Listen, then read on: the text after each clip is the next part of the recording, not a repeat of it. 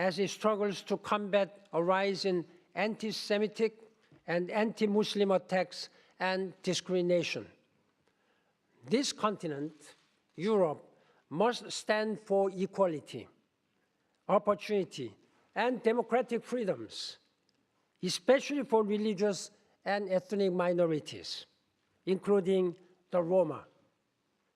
This November, I will unveil a plan of action to prevent violent extremism to the General Assembly.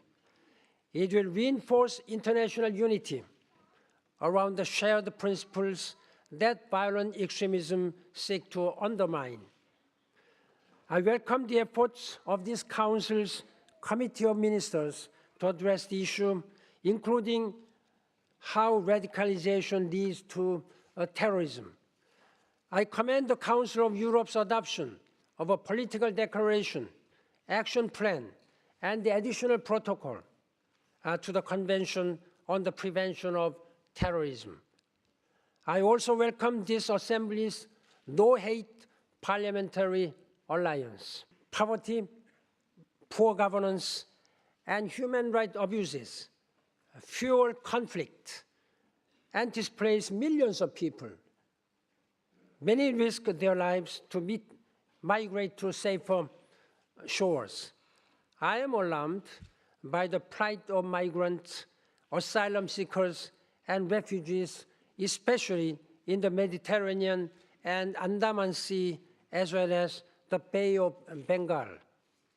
I call on you to advocate for the protection and the rights of people who flee conflict, persecution, entrenched poverty, or lack of access to decent work.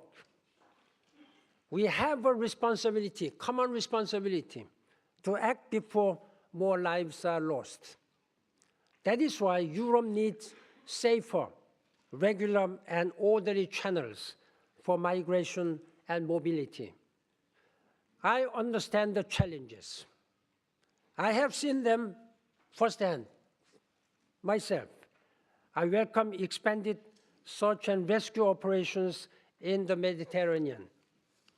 I've also seen the value of legal channels, such as resettlement, family reunification, and work and study visas.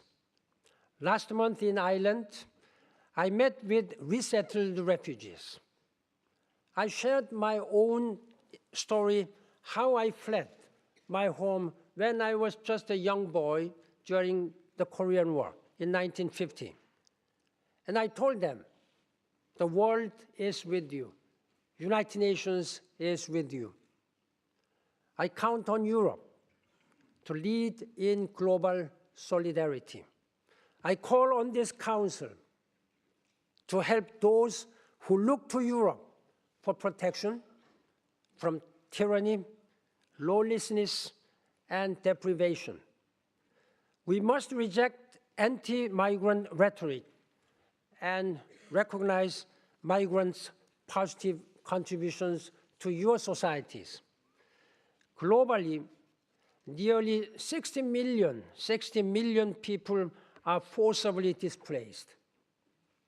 This is an all-time high that needs a record response.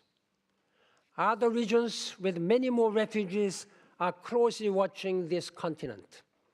The United Nations will continue to work with you to defend the rights of migrants, uphold Europe's values, and promote better security for all.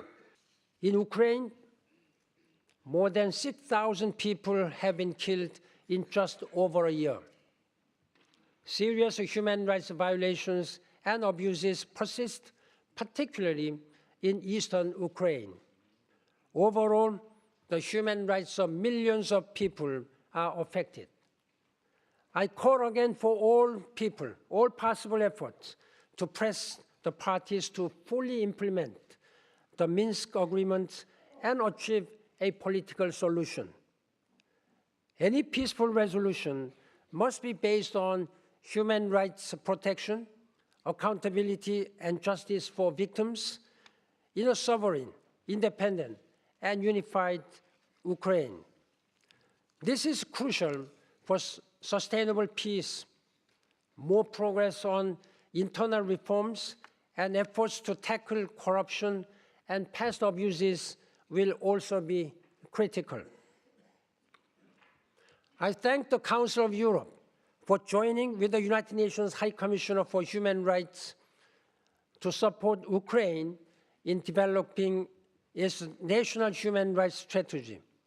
The next crucial step is to prepare a human rights action plan